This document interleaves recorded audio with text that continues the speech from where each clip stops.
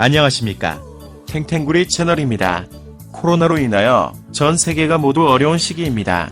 정부의 방역 조치를 준수하시고 항상 마스크 착용 잊지 마시기 바랍니다. 2021년 12월 7일 오늘의 브리핑 시작하겠습니다. 바쁜 현대인의 삶을 살아가면서 신문 볼 여유도 없는 여러분을 대신하여 매일 경제 신문 내용 중에서 중요한 부분만을 요약하여 정리해드리도록 하겠습니다. 하루 10분 정도만 시청하시게 되면 국내외 세상 돌아가는 내용을 전반적으로 이해하실 수 있겠습니다. 아참, 구독과 좋아요는 탱탱구리 채널의 보약과도 같습니다. 영상이 도움이 되셨다면 구독과 좋아요 꼭 눌러주세요. 그럼 오늘도 행복하고 즐거운 하루 되십시오. 첫 소식입니다. 재건축 규제 풍선 효과, 리모델링 사상 최대, 부동산 가격 상승과 재건축, 재개발 규제가 맞물리면서 아파트를 리모델링하는 단지가 급증하고 있다.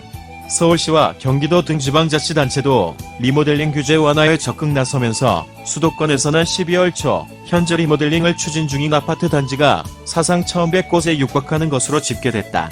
리모델링 시장 규모도 수주의 기준 5조 2천억 원에 달해 사상 처음으로 5조 원을 돌파했다. 라는 소식입니다. 다음은 부작용에도 청소년에도 접종 강요하는 방역 패스. 정부가 일상생활 전역으로 방역 패스를 확대하자 사회 곳곳에서 불만이 터져나오고 있다. 직장인 B씨는 1, 2차까지는 접종에 순순히 응하고 부작용도 참았지만 부스터샷만큼은 선택권을 줘야 하는 것 아니냐고 토로했다. 자영업자 C씨는 정부가 정한 기준에 해당되지 않으면 백신을 맞고 어떤 고통에 시달려도 본인 탓이라는 거냐고 말했다. 학부모들도 우려를 표하고 있다. 청소년에게까지 방역 패스를 적용하는 게 사실상 강제 접종이라는 것이다. 만 12에서 18세 청소년은 약 2달 뒤인 내년 2월 1일부터 방역 패스 적용 대상에 포함되는데 식당, 카페는 물론 학원, 독서실에 입장할 때도 방역 패스가 필요하다. 라는 소식입니다. 다음은 무기로 인제 빼가는 빅테크, 전통금융사, 복지앞세워 대응, 스톡옵션 2만 주, 연봉 20에서 30% 성과급, 인턴만 해도 월 300만원 드립니다.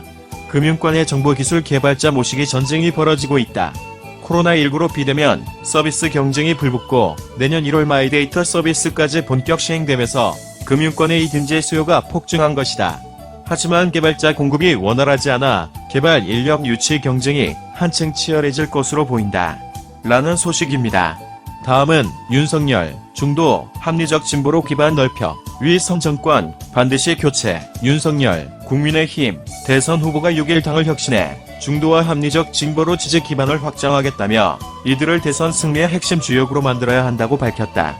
윤 후보는 이날 서울 송파구 올림픽 경기장에서 열린 선거대책위원회 출범식에 참석해 이같이 말하며 혁신의 방향에 대해 그동안 약해진 지역 당협을 재건하고 청년과 여성을 보강하겠다고 설명했다. 그는 이날 무대 단상 위에 기존 정치인들이 아닌 20, 30대 청년들만을 배치하며 이 같은 의지를 재차 드러냈다. 축하 무대를 최근 젊은 층 사이에서 인기 있는 방송 프로그램 내용으로 꾸미고 인공지능 윤석열 프로그램도 선보였다. 윤 후보가 연설하기 전에 고등학교 3학년인 김민교 학생과 20대 여성 백지원 씨의 시민 연설을 먼저 들은 것도 눈길을 끌었다. 라는 소식입니다. 다음은 코로나 지원 쥐꼬리, 문 정부 거리두기, 이재명 더불어민주당 대선 후보가 정부의 재정 정책을 강도 높게 비판했다. 현 정부가 소국 재정을 펼치며 코로나19 방역으로 인한 피해를 소상공인에게 떠넘긴다는 것이다. 현 정부의 아킬레스건인 부동산 정책을 맹비난해 데 이어 자영업자 정책에도 불만을 쏟아내며 차별화에 나선 것으로 풀이된다. 라는 소식입니다. 다음은 리커청 예고 사흘 만에 인하, 추가 부양책 촉각. 중국이 6일 지급준비율 인하를 전격 발표하면서 경기급냉 우려에 선제적으로 대응한다는 강한 의지를 밝혔다. 부채 공룡, 헝다발 부동산 시장 위기, 중국판 우버디디 출신발, 증권 시장 위기론이 증폭되자 적극적으로 개입하겠다는 메시지를 던진 것이다. 이날 지준율 인하는 지난 3일 리커창 총리의 예고 발언 이후 사흘 만에 전격적으로 단행됐다. 리 총리는 3일 크리스탈리나 게오르기에바 국제통화기금 총재와의 영상회의에서 중국의 안정적이고 건전한 경제 운영을 보장할 것이라며 실물경제, 특히 중소기업 지원을 강화하기 위해 적절한 시기에 지준율을 인하하겠다고 밝혔다. 이 발언은 5일 중국 기금보 등 중국 매체에 뒤늦게 보도됐다. 라는 소식입니다. 다음은 12억에 산 집이 10억에 팔 때 양도세 4천만원 줄어 정부가 당장 8일부터 1가구 1주택자의 양도세 비과세 기준을 12억 원으로 상향하기로 한 것은 구체적인 시행일이 정해지지 않음으로 인해 잔금 청산일이 임박한 매도자들의 잔금 연기 요구가 빗발치는 등 시장 혼란이 가중되자 이를 해소하기 위한 조치로 풀이된다. 여기에 매매 당사자 사이에 낀 세입자까지 피해를 볼 우려가 커지자 정부가 시행 시기를 앞당긴 것으로 해석된다. 예를 들어 3년 전 12억 원의 3주택을 2년 거주하고 20억 원에 파는 1가구 1주택자의 경우 현행 비과세 기준 9억 원을 적용하면 장기 보유 특별공제 20%를 적용받아 양도세 1억 2,584만 원이 발생한다. 그러나 양도세 비과세 기준을 12억 원으로 높이면 양도세는 8,462만 원으로 부담액이 4,122만 원이나 감소하는 효과가 나타난다. 라는 소식입니다. 다음은 금리 오를 때 제격이라더니 정부 주담대 흥행 참패, 금리 상승기에 주택담보대출자들의 부담을 줄여주기 위해 정부 주도로 출시된 금리 상향 주담대 상품이 사실상 무용지물로 전락한 것으로 나타났다. 부담을 줄여준다는 당초 취지와 달리 이 상품의 실질이자 부담이 일반 금융권 주담대 상품보다 높아 금융 소비자들이 가입할 이유가 없어서다. 라는 소식입니다. 다음은 LG전자, 포스코, 이마트 상생경영 빛났다.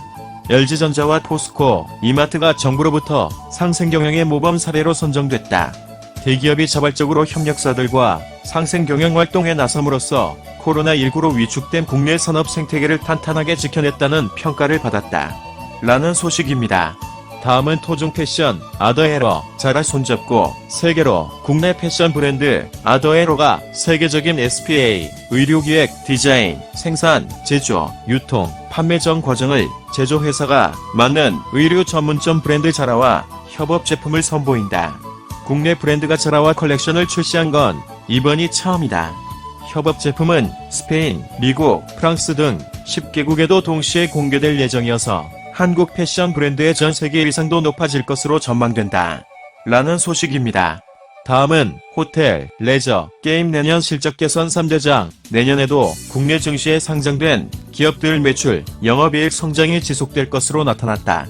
특히 올해 대비 이익 성장률이 큰 종목으로는 호텔, 레저, 게임 업종이 손꼽힌다. 단계적 일상 회복, 지속 기대감으로 인해 호텔, 레저 업종의 영업이익은 약 8배 증가할 전망이다. 비대면 테마 부상과 함께 신작 개발 모멘텀이 있는 게임주들도 2배가량 이익 성장을 이룰 것으로 보인다. 라는 소식입니다.